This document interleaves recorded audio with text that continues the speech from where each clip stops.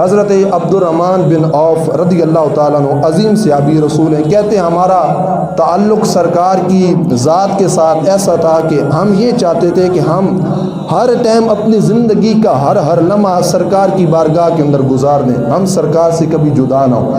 حضرت عبدالرحمن بن عوف کہتے ہیں ایک وقت تو آیا کہ سرکار ہم سے جدا ہوئے، کہتے ہیں تلاش کرتے کرتے ایک باغ کے اندر پہنچے، کہتے ہیں ہم نے اس عالم میں یہ بات دیکھی کہ سرکار نے اپنی پیشانی اللہ کی بارگاہ میں جھکائی، سرکار نے سجدہ کیا، اور حضرت عبدالرحمن بن عوف کہتے ہیں سرکار نے اتنا لمبا سجدہ کیا، عبدالرحمن بن عوف کہتے ہیں میں رونے لگ گیا۔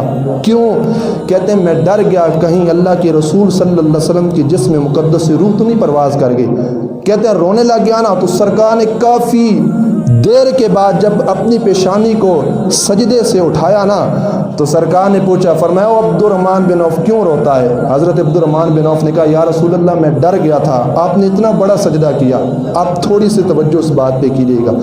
سرکار نے فرمایا یہ سجدہ میں نے اللہ کا شکر ادا کیا ہے، اللہ کا شکر ادا کرنے کے لیے کیا ہے۔ حضرت عبدالرحمن بن عوف کہتے ہیں یا رسول اللہ کیسا شکر؟